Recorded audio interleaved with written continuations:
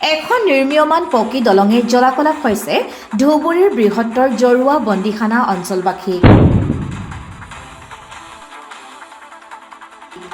ৰাজ্যত দ্ৰুতগতিত উন্নয়ন হৈছে বুলি দাবী ডক্টৰ হিমন্ত বিশ্ব শৰ্মা চৰকাৰৰ। যদিও উন্নয়নৰ সম্পূৰ্ণ বিপৰীত মেৰুত অৱস্থান কৰিছে বৃহত্তৰ জৰুৱা বন্দীখানা অঞ্চল। স্বাধীনতাৰ 7টা দশকে বহিৰ্বিশ্বৰ যোগাযোগ সুচল নহল ধুবুৰীৰ বৃহত্তৰ জৰুৱা বন্দীখানাবাসীৰ বাবে। দীৰ্ঘদিনীয়া দাবীৰ ভিত্তিত ২৬ কোটি টকা ব্যয় সাপেক্ষে ফুলকাটাৰী টিপকাই নৈৰ ওপৰত এখন পকী দলং নিৰ্মাণৰ সিদ্ধান্ত লয় চৰকাৰে। কিন্তু ২০১৮ চনত আৰম্ভ হোৱা কোটিটকীয়া একমাত্ৰ দলংখন আজিলৈকে সম্পন্ন নহল। প্ৰায় ৬টা বছৰে ৩০% কামো সম্পন্ন নহল ২৬ কোটি টকীয়া পকী দলংখনৰ। বৃহত্তৰ জৰুৱা বন্দীখানা অঞ্চলৰ লক্ষাধিক জনসাধাৰণৰ যাতায়াতত ব্যৱস্থা সুচল নোহোৱাৰ ফলত বিভিন্ন জ্বলন্ত সমস্যা দেখা দিয়া পৰিলক্ষিত হৈছে।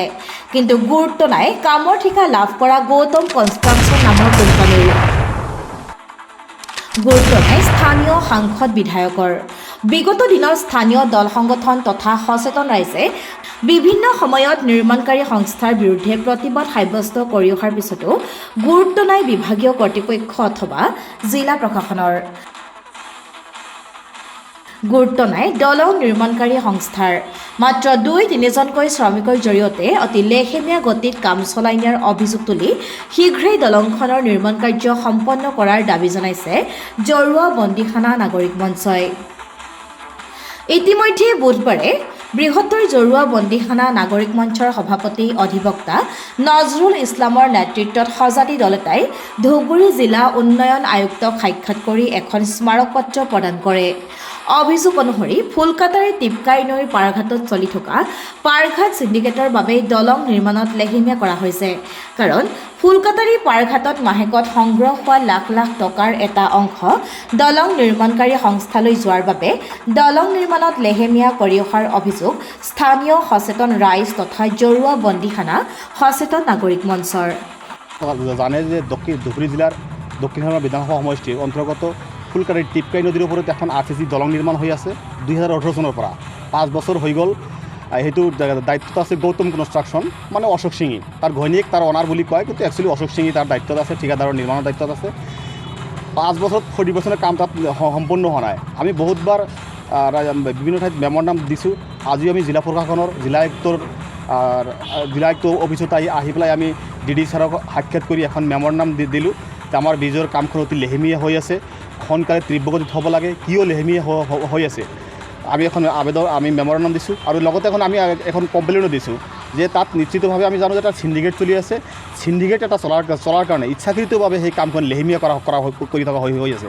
তাত লক্ষাধিক জনসাধাৰণ আমি জমৰ যাতনা ভুগি আছোঁ। বহুত সময় গৰ্ভৱতী মহিলা ফুলকাটাৰী পাৰঘাটত সন্তান জন্ম দিব লগা হৈছে। বহুত মানুহ ফুলকাটাৰী পাৰঘাটত চিৰিয়াছ বেমাৰী তাত মৃত্যুবৰণ কৰিছে। গতিকে আমাৰ বাবে দুখৰ বিষয়। আজি আমাৰ জিলা প্ৰশাসনে আমাক যথেষ্ট আশ্বাস দিছে। লগে লগে ইঞ্জিনিয়াৰক চিভ ইঞ্জিনিয়াৰক ফোন কৰিছে। অতি সোনকালে কামখিনি এবছৰৰ ভিতৰত কামখিনি সম্পূৰ্ণ কৰিব বুলি আমাক আশ্বাস দিছে। আমি তেখেতক ধন্যবাদ জ্ঞাপন কৰিছোঁ তেওঁ আমাক এইখিনি সময় দিয়াৰ বাবে।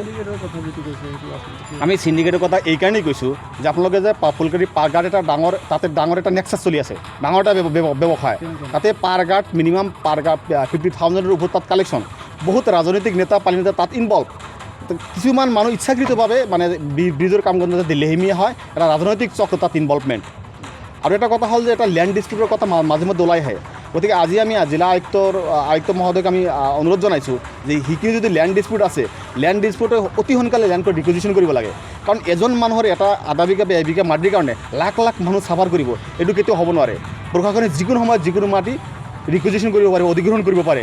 তেওঁ আমাক আশ্বাস দিছে এই মাহৰ ভিতৰত লেণ্ডৰ ডিস্পিউটখিনি যদি আছে সেইখিনি সমস্যা সমাধান কৰিব আৰু এই বছৰৰ ভিতৰত ব্ৰিজৰ কাম সম্পূৰ্ণ কৰিব বুলি আমাক আশ্বাস দিছে। আমি তেখেতক ধন্যবাদ জ্ঞাপন কৰিছোঁ।